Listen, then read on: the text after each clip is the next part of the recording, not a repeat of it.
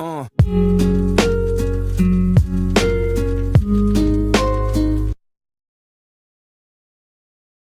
what's going on everyone? It's Ted Carr here, and today I'm going to show you my 5 favorite exercises that you can do pretty much anywhere. I'm also going to give you some variations to do if you're in the gym or somewhere with some weights. So for now, let's get into it. Alright, so the first exercise is pull-ups.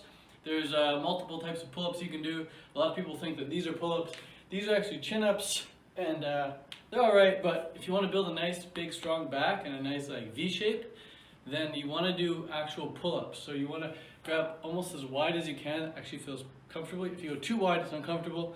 And if you go too narrow, it's uncomfortable. So go a little bit wider than shoulder width if you want to build that nice V shape. And then when you do the pull-up, rather than having your feet behind you like that, which creates like an arc in your back, you want to try to keep your feet either directly beneath you or keep your feet slightly in front of you like this. And that's going to allow you to engage your core rather than breaking your core like that.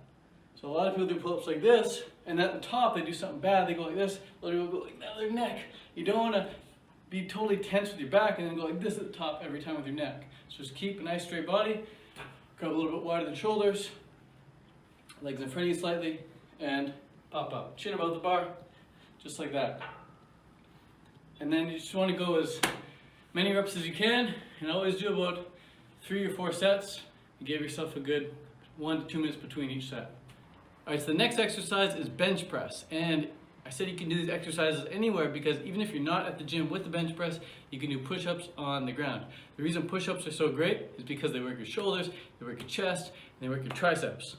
But if you want to put on some real size, you don't want to be doing like 1,000 reps of push-ups like you probably can, then you want to get on the bench press. Load up the weight and do some proper reps. So the weight is non-existent right now, it's just the bar, but I'm going to show you proper technique to let you know how to do bench, and so when you want to add weight, you can go right ahead and do that.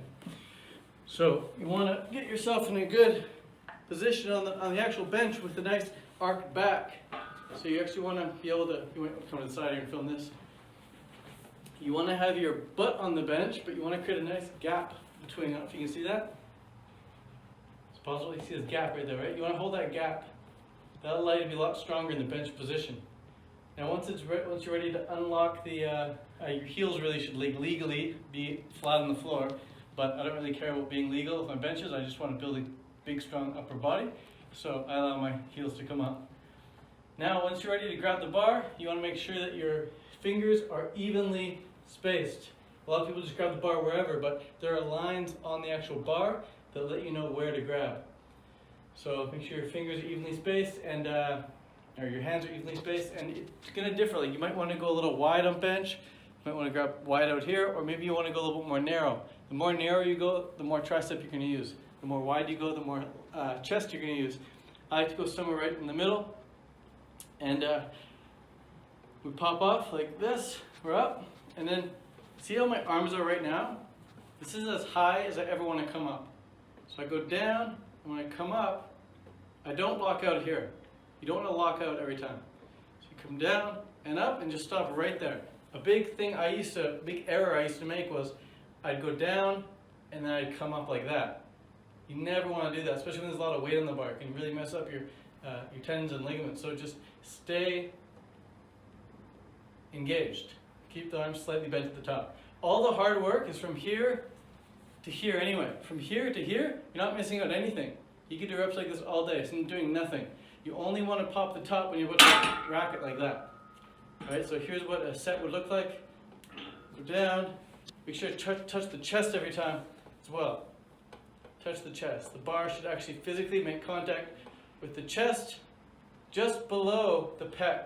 So right where your abs meet your chest. Just like the sternum area right there. Alright, so that's bench press 101. I like to do 3 to 4 sets of bench with a good 3 to 4 minute rest in between. And my rep range on bench is usually anywhere from 5 to 12 reps. Cool. Alright, so the next exercise is going to work your obliques, the sides of your abs. So what you want to do is get in push-up position, and all you got to do is bring your knee to your tricep or your elbow. So it makes contact, just like that. Now, as I'm doing this, I'm just going back and forth. As I'm doing this, what's being worked doesn't look that hard at all. But this right here is being worked really, really well. Bam! If you were to put your hand right here, you'd feel the muscles contracting really, really well. Now, a lot of people have an issue making contact. They just can't reach. They get to here and they're stuck. And I see people doing reps like this. But you've got to make contact. You have to make that impact, that final. From here to here is where the magic happens. From here to here, nothing's happening. So from here to here, nothing, and then boom, that's the magic right there. In fact, you can even do a whole workout just like that. Because this is where the magic happens. So right there, boom, I feel it so much. It's like tensing up big time right there. So if you can't reach, the fix is to simply bring your hands closer. Just like that. Now you can really reach. If you can't reach still, bring your hands closer and make sure you make contact, all right? So that is the best oblique exercise I know of. Now you do one side for 10 reps and you do the other side for 10 reps, or you just go back and forth, one side, one side, one side, one side. That's what this would look like. Go down here and you go right, left, right, left, right, left. And afterwards, your obliques are really, really gonna feel it. That's my favorite core exercise. The next exercise is squats. And before you get on the bar and do some heavyweight squats, you want to master body weight squats. I'll link a video in the description to teach you how to do perfect body weight squats. But assuming that you already know how to do body weight squats, you're going to hop onto the bar here and build some real leg size and strength.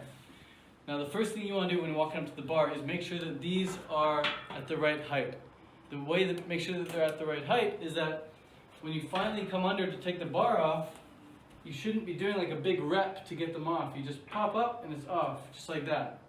I see a lot of people, they start with this, the bar and it's too low, so that when they have to get under this, you know, really low, and then when they stand up, they have to do like a full rep to get up. The other issue is the opposite, when it's too high, and then people have to go on the tippy toes just to get off. You definitely don't want to go on your tippy toes to get the bar off, especially when there's weight on there, because then when you try and put the bar back on the rack, you can miss it and you can fall. So keep that in mind. Make sure these are at absolute perfect height. And it's always best to have a spotter when you're doing squats or bench press. But today we're just keeping it easy, just doing the bar, and I'll show you how it's done. So just like the bench, you want to make sure your hands are perfect width apart. Once you know that they're evenly spaced, perfect width apart, by judging where your fingers are on these lines here on the bar, then you're going to go under the bar, just like that, pop it up, and now here's the magic. You take 2 steps back and 2 steps only. 1, 2. Pivot the foot in if you need to, make any adjustments, and then you're going to go down. Just 90 degrees, back up. When you're done, you keep your head straight, and you walk forward until you hit the rack, and you come down. So I'll show you that one more time. So when you're putting the bar back, you just keep your head looking forward, and you go boom, boom, hit the bar, done. Rather than, I see a lot of people make this issue, when they're putting the bar away, what they do is they come and then they look to see if they're in. Why do you need to look to see if you're in if you can just feel it and then put it down? So much safer to just walk forward till you make impact with the frame. All right? Now let me show you that walk back one more time because it's super, super important. You're going to put weights on here, it's going to get heavy. You want to make sure you keep this trick in mind. You're unracking the bar. Up, 1 step, 2 step, pivot the foot in. That's it, and then you go down. Alright, you're done, you look forward, hit, in. That's it, super, super safe squatting tip right there. It saves you from going out and taking all these steps as well, wasting all this energy that you could be using when you actually go down to do the squat.